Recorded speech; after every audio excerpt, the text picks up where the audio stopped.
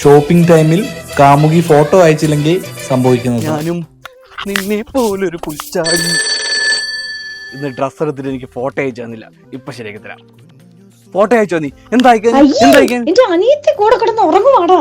ഇപ്പൊ പിന്നെ എങ്ങനെ ഫോട്ടോ അയക്കാനാ? അവക്കറിയാം ഞാൻ ഏത് ഫോട്ടോയാ ചോദിച്ചതെന്ന്. ഇത് മനഃപൂർവ്വം എന്നെ ഇറിറ്റേറ്റ് ചെയ്യാ.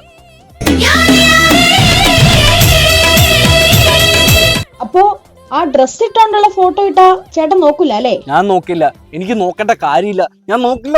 ബ്ലൗസ് കുറച്ച് ലൂസ് ആയിരുന്നു താഴേക്ക്. വൃത്തികേടാണോന്ന് അറിയാൻ വേണ്ടിയാ ഫോട്ടോ അയച്ചേ.